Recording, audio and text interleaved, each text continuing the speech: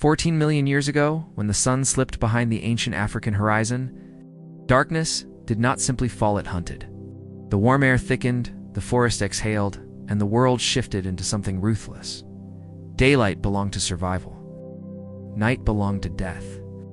And in this age, one creature transformed darkness itself into a weapon, a giant snake, so perfectly adapted to the night that escape became almost impossible. The land was a maze of towering trees, tangled vines, and slow-moving rivers that reflected no stars beneath their canopies. Moist soil swallowed sound. Every shadow seemed alive. Somewhere within this green prison lived early hominin, small, fragile, upright walking creatures caught between two worlds. They were clever enough to plan, but not strong enough to dominate. They survived by watching, listening, and fearing the dark. The snake was older than their fear. Its body stretched longer than a large river canoe, thick and heavy with muscle. Dark bands ran across its scales, breaking its outline until it vanished completely when still.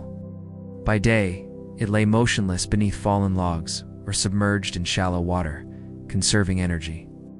But at night, it became something else entirely. The jungle did not reveal it. The jungle concealed it.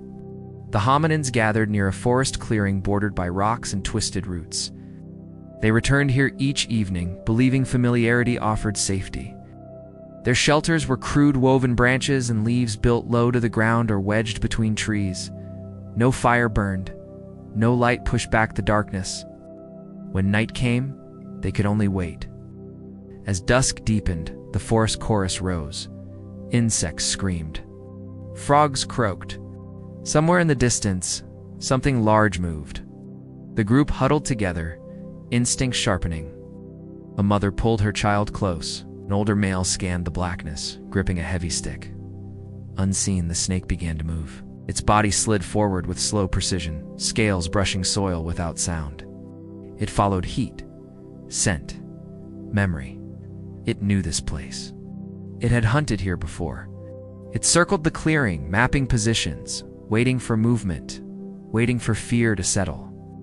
A young hominin stepped away from the group, drawn by the need to relieve himself. He moved only a few paces into the darkness. The jungle swallowed him instantly. The strike was invisible. The snake launched forward, jaws opening wide, teeth sinking into flesh. The hominin never saw it coming.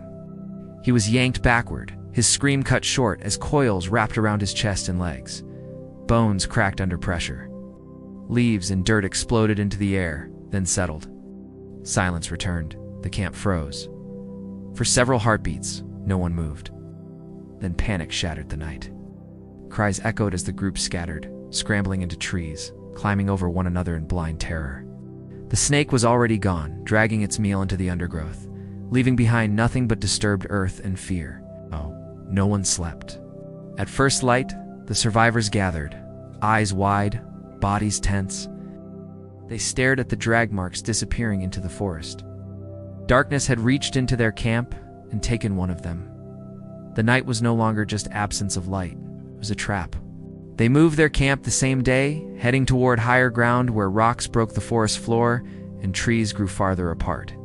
They believed the open space would protect them. But the snake adapted faster than fear. Night after night, it followed. It learned their new routes, their new shelters, their new habits. It learned that they slept closer together now, and that some remained awake longer. That stones lay scattered beneath their nests. Still darkness covered it. Still silence abated. One moonless night, thick clouds smothered the sky. The forest turned pitch black. The snake advanced. It approached from the river, sliding through water to hide its scent. As it reached the edge of the camp, it paused, sensing bodies above. Several hominins slept in a low tree, believing height meant safety. The snake rose. Its tail anchored against roots and rocks as its upper body lifted, muscle contracting in slow, terrifying strength. Its head reached the branches. A nest trembled. A hominin stirred, eyes opening to a shape darker than the darkness itself. There was no time to scream. The snake struck, ripping the nest apart. Bodies fell through leaves and branches. One was caught midair. The snake coiled instantly, crushing the life from its prey as it hit the ground. Another hominin struck the soil hard and fled screaming. The camp erupted in chaos. Stones flew blindly. One smashed against the snake's side. Another struck its head. Pain rippled through the massive body. For the first time, the hunt was disrupted. The snake released its grip and withdrew, dragging its prey away. It vanished into the forest, wounded but alive. The clearing fell silent once more, broken only by sobbing and breathless fear. But something had changed. The hominins did not scatter at dawn. They gathered, they watched, they remembered. Fear began to turn into awareness. Over the following days, they changed their behavior. They avoided moving after sunset. They chose sleeping sites surrounded by loose stones and brittle branches.